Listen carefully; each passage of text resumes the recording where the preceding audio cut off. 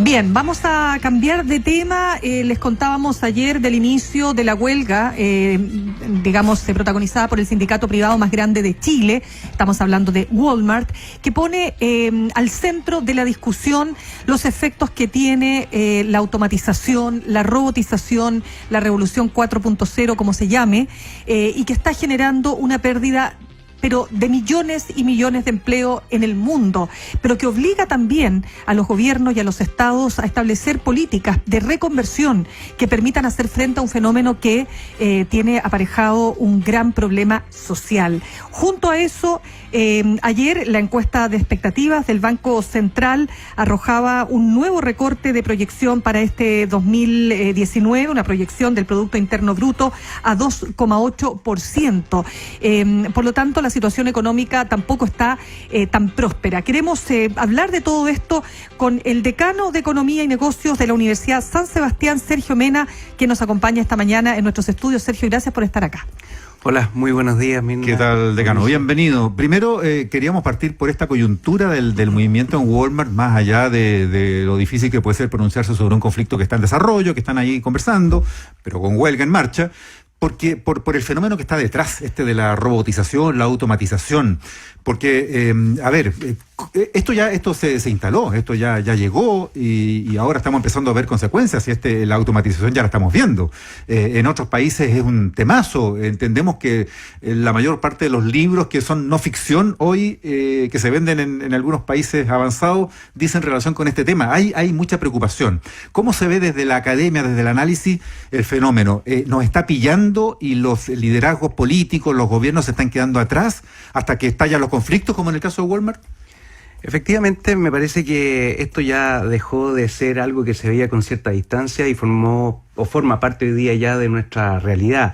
Esta cuarta revolución industrial, como se llama, es algo que nosotros hoy día estamos viviendo en distintos rubros, en distintas áreas, no solo en el ámbito de la automatización, en el retail, sino que también en la educación. Nosotros lo vemos que la tendencia cada vez es mayor respecto de lo que es el telestudio, el teletrabajo, y vemos que existen brechas importantes respecto de lo que es la tendencia mundial con el estándar que nosotros hoy día tenemos en nuestro país. Por ejemplo, nosotros vemos que respecto al teletrabajo en Estados Unidos probablemente es donde está más desarrollado y ya supera el 46% de personas que al menos una vez a la semana trabajan desde su casa, y en Chile solo eso llega al 1%. Esto a propósito de la tecnología, claro, que lo permite. Antes no existían medios que permitieran que una persona pudiese conectarse por videoconferencia, usando internet u otras herramientas que llevaran a poder mantener el nivel de productividad, que finalmente es el tema sobre el que vamos a hablar en unos minutos. Claro, pero siguiendo con ese punto, Sergio, acá se plantean varios desafíos. O sea, lo que dice Mauricio viene hace rato. O sea, hace rato que estamos viendo las famosas cajas de supermercado, que cada vez son más cajas automáticas.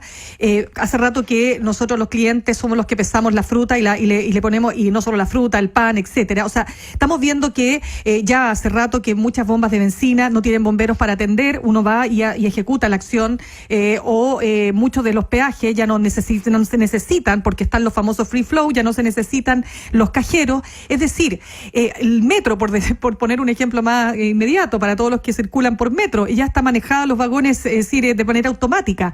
Entonces, lo que yo quiero saber es lo siguiente: estamos en condiciones, primero, ¿se ha hecho en Chile lo suficiente para que esa reconversión esté bien planteada, para que los efectos que tiene una automatización que no tiene vuelta atrás, sin duda, sean los menos perjudiciales para los trabajadores? Primero, yo creo que esta reconversión laboral es importante verla desde varias perspectivas. Lo primero es que nosotros estamos frente a una reconversión que está siendo probablemente forzada, producto del cambio y la implementación de tecnología por parte de algunas empresas, como por ejemplo la que estamos viendo hoy día en Walmart. No obstante, exige al gobierno una mayor anticipación en materias de una planificación que permita avanzar con innovación. Hoy día, así como tú mencionas que se están reconvirtiendo, más que destruyendo algunos empleos, también se están creando. Hace 5 años atrás, todo lo que era el uso de estas plataformas como Corner Shop o como Uber o otras que hoy día se están creando, no se visualizaban como una oportunidad de desarrollo laboral. Hoy día sí eso existe.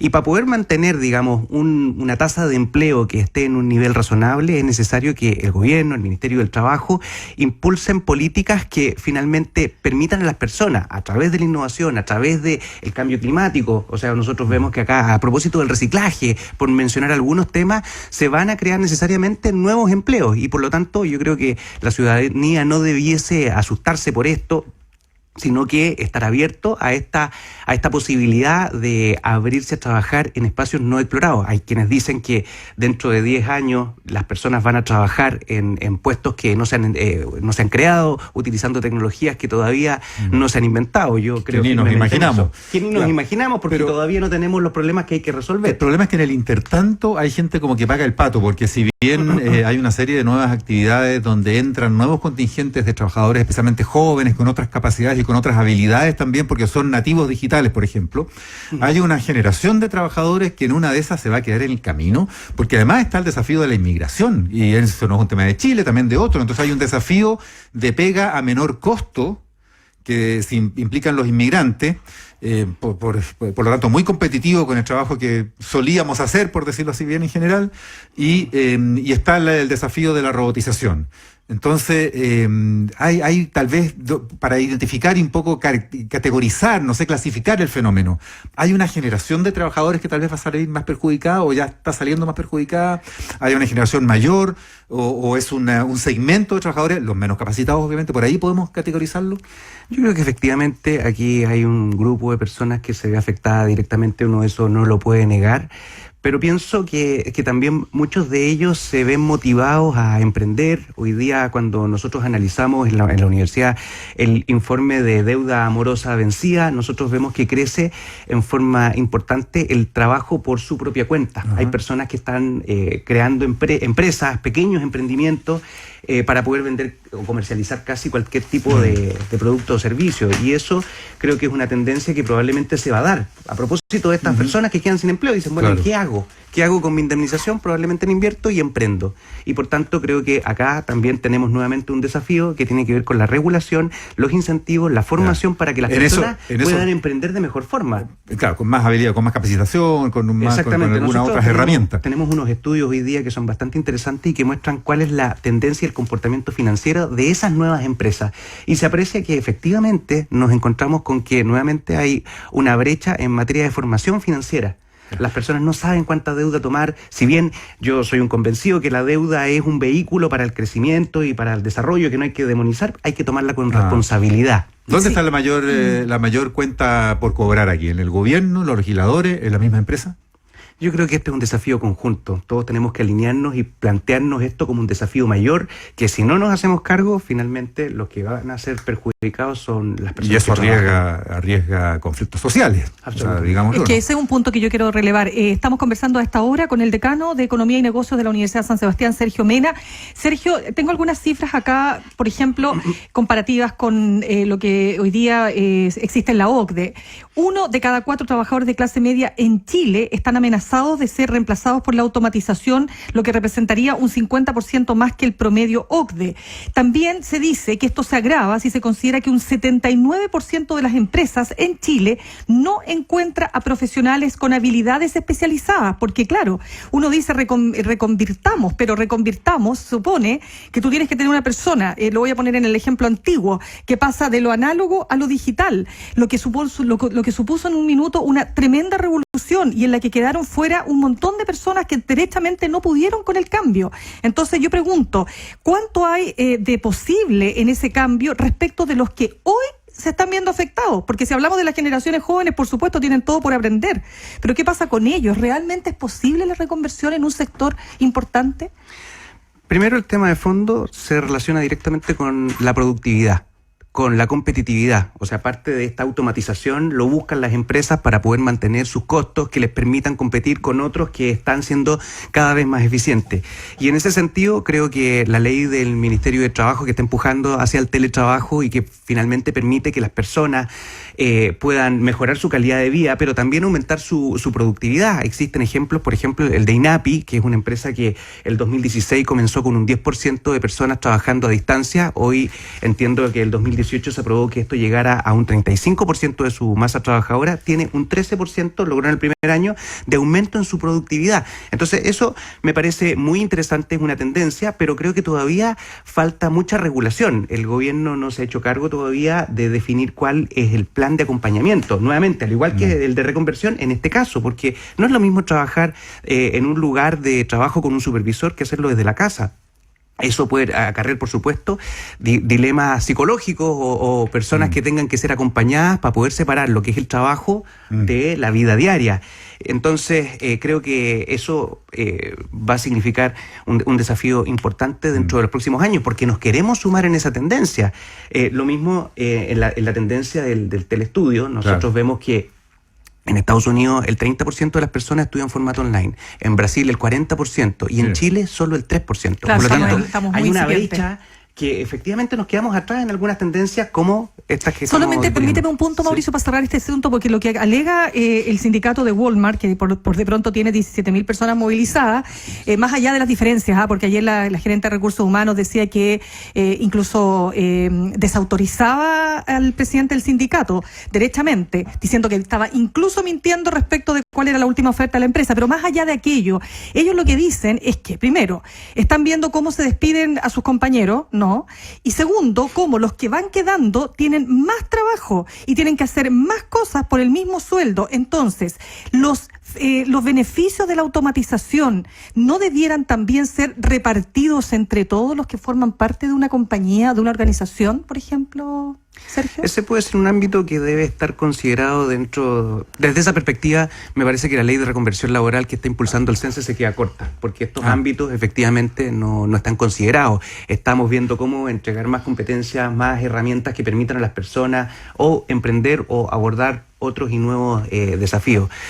Lo que tú me preguntas, Mirna, la verdad creo que es una discusión un poco más larga en términos de que no ha estado en el plan. Este tipo de discusiones son nuevas para nosotros porque no tenemos mucha experiencia y creo que nosotros como universidades podemos hacernos cargo de realizar estudios que finalmente nos lleguen a llevar propuestas interesantes para el desarrollo futuro.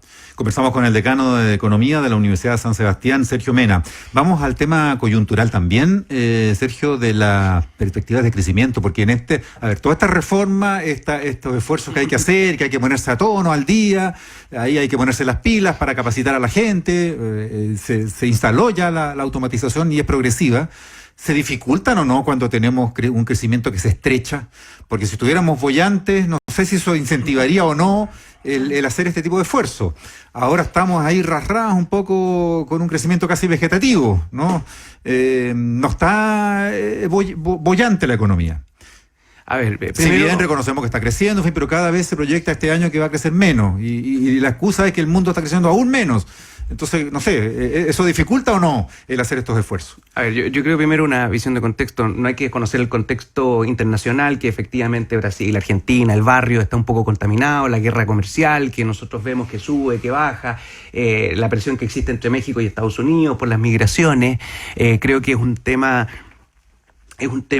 que uno no puede desconocer. No obstante, es interesante también registrar esto desde una perspectiva un poco más larga. Entre los 80 y los 90 nosotros crecíamos a una tasa promedio en torno al 7%. Claro. En forma posterior nosotros vimos y reconocimos nuestra realidad con crecimientos en torno al 5%. Vino la baja del cobre entre el 2013 y el 2016 y llegamos a un piso incluso de un 2%. Hoy día visualizamos que para poder mantener inversiones que permitan crear trabajo se necesita crecer idealmente por sobre el 4%. Y estamos viendo que las proyecciones se vienen acortando, que primero entre 3,5 y 4, 3,4, hoy día entre 3 y 3,5. Y ahora 2,8 dijo 2,8. Según los agentes económicos. el Banco Central. Sí, nosotros tenemos una expectativa un poco más optimista. Como Centro de Economía Aplicada desde la universidad hemos proyectado en torno a un 3,1, estamos más probablemente con Suet, que está en torno al 3,2.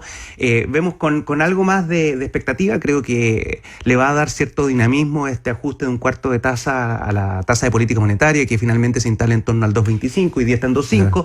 Creo que eso va a motivar a muchas empresas a tomar deuda para poder crecer. Una consulta desde la total ignorancia. ¿Es mucha la diferencia entre un 2,8 y un 3,1? Efectivamente. Ya. Sí, es mucho. Quiero saber si se nota, si la gente lo nota, Como lo puede tasa notar. de crecimiento anual. Eso, quiero saber si se nota, si la gente puede, de la persona que va caminando en este minuto por la calle, se puede dar cuenta al final del día que hay una gran diferencia. Lo que pasa es que esto no se ve a nivel individual, sino que a nivel agregado. Cuando uno habla de que efectivamente entre un 2,8 y un 3,1 estamos hablando de una diferencia de un 20, de un 30%, entonces yo te digo a ti, si tú ves que un 20, un 30% de tus amigos no tiene trabajo, un 20, un 30% de tus amigos no tiene 2 de cada, Claro.